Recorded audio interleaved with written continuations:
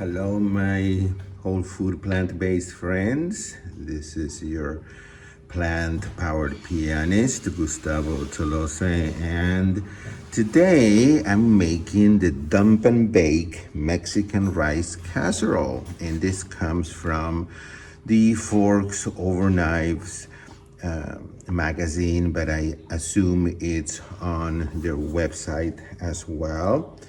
This is the magazine that is for until May of 2025, so it's very recent.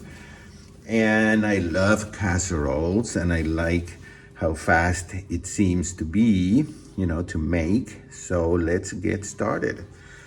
First, it says we need to put 1.5 cups of dry Basmati rice, which I have washed 4 times, but it's still, I took all the water out. So first we need to place that in a rectangular 3-quart baking dish.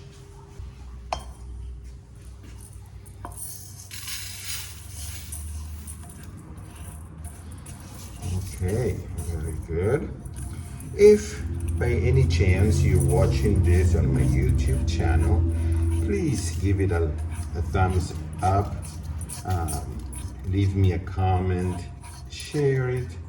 It helps my YouTube channel to reach more people and show them how eating a whole food, plant-based diet is not only inexpensive, but is pretty easy and delicious. So I'm just gonna put the rice there, okay?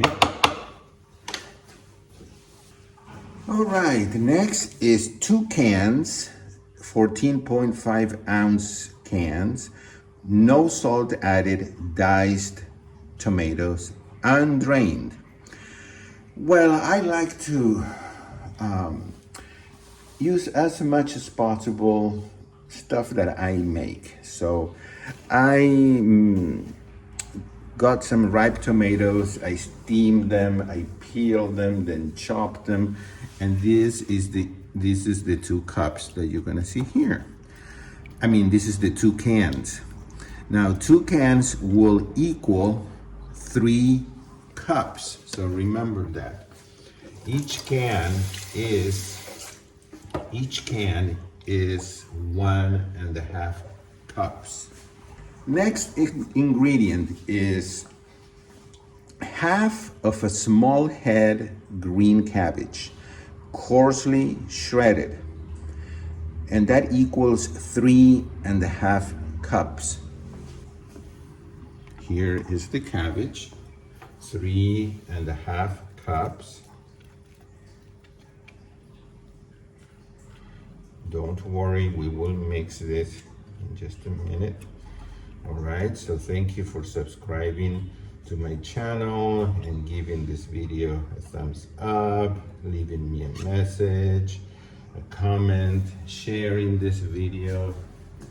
Next comes the 2 small zucchini, coarsely shredded, and that equals to 2 cups.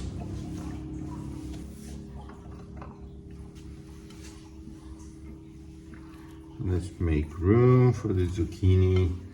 All right, and here we go with the zucchini.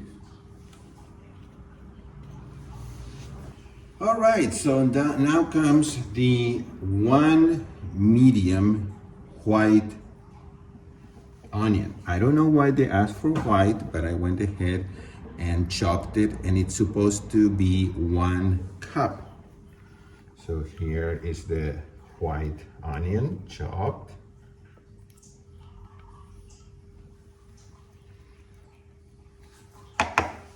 And of course, you have to have the 1 can of no salt added black beans. They need to be rinsed and drained, and that is a 15-ounce can, which equals 1.5 cups.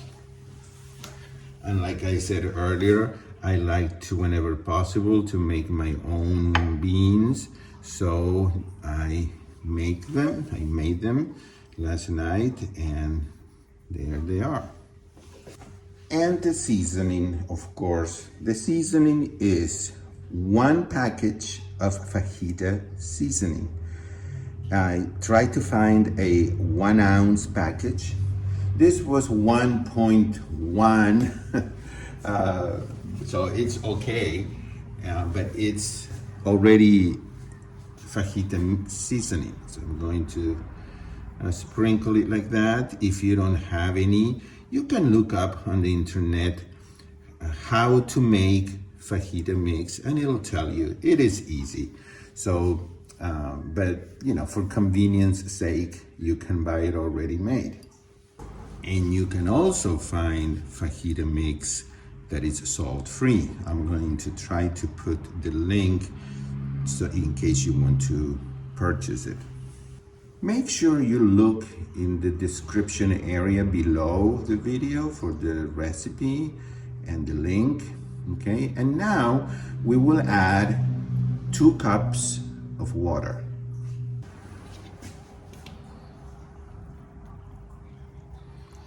If you haven't had the chance to help me and Shada with our book that came out last April, please consider. It's inexpensive and it is a wonderful book. It's called Live Your Healthiest Life.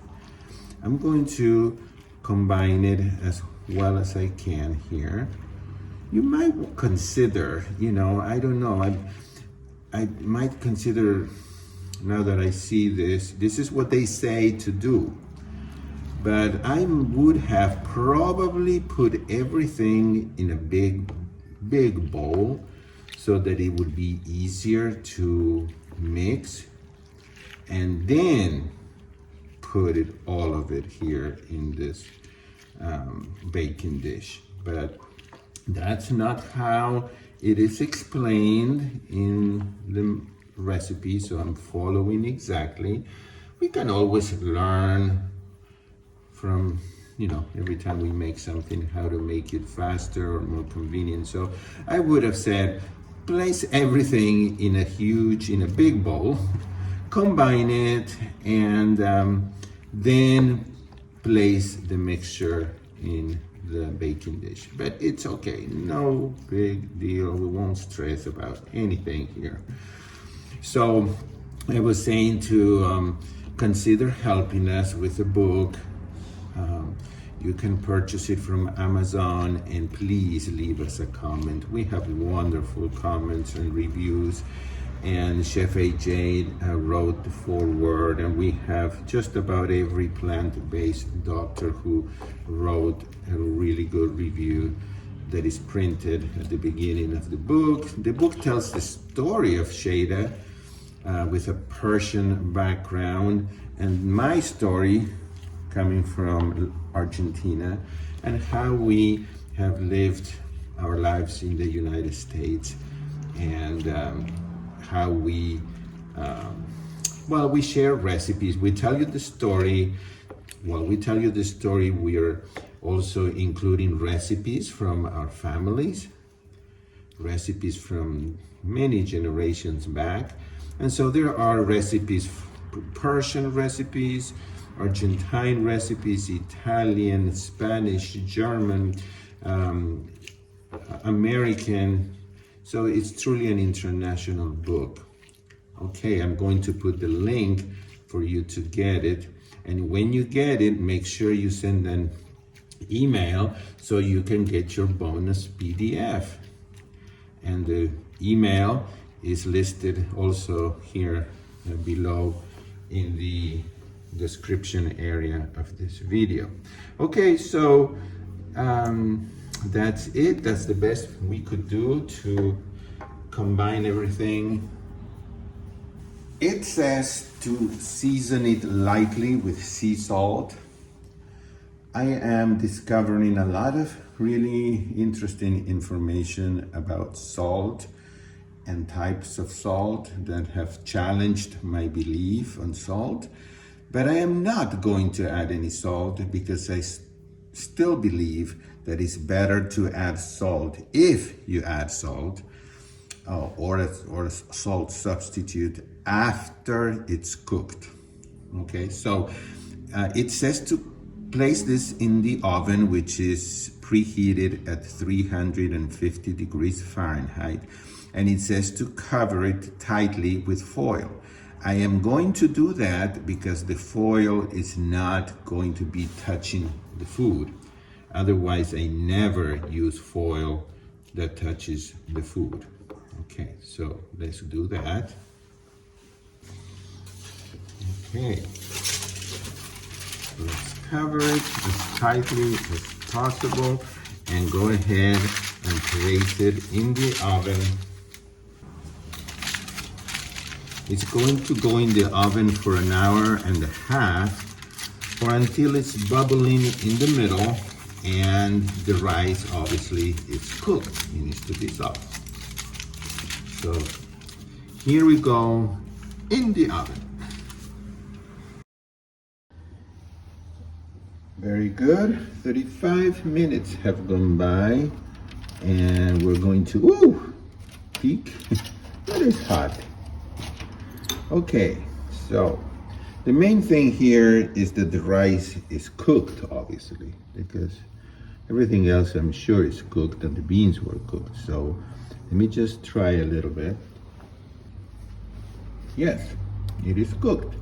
If you wanted to brown, maybe, I'm not sure, you could keep baking it uncovered for like 15 minutes or so.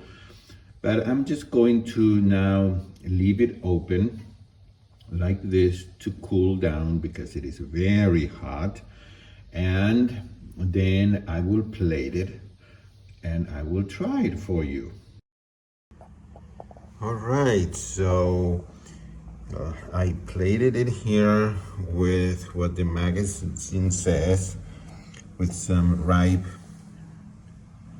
cherry tomatoes and some avocado. So again, if weight loss is your goal, I would leave out the avocados.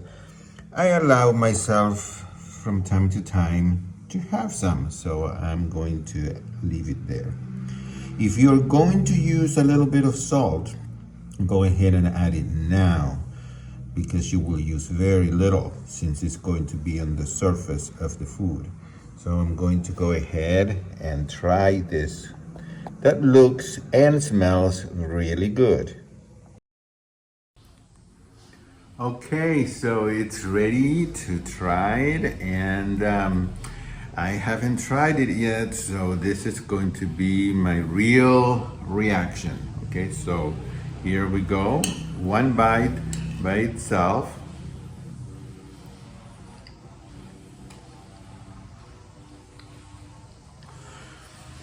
It is very good, okay?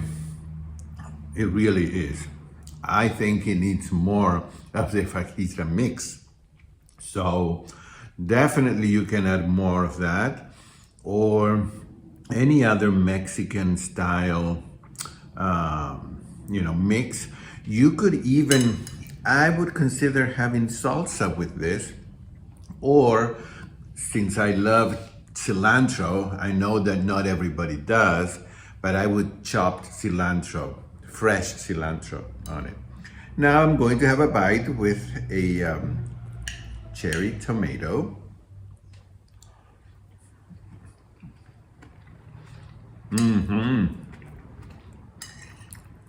Excellent. You don't need the avocado. I would serve it if I had company to add a little extra something. But here is a bite with avocado.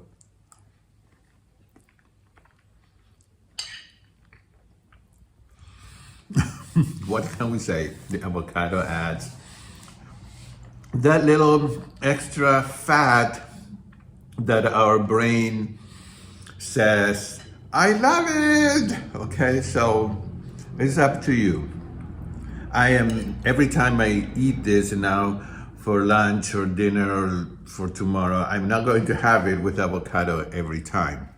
I'm just allowing myself to have about a fourth of an avocado now, but that's it. Okay, I hope you will try it and leave me a comment in the video because it helps me to show this video to more people. And of course, we all want to help other people find this way of eating. And I appreciate it.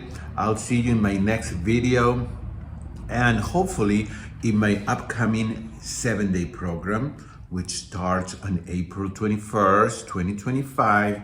But if you're watching this later, go to my website, plantemus.com, plant, PLANTEMUS.com, and there you can see when the next one is coming, okay?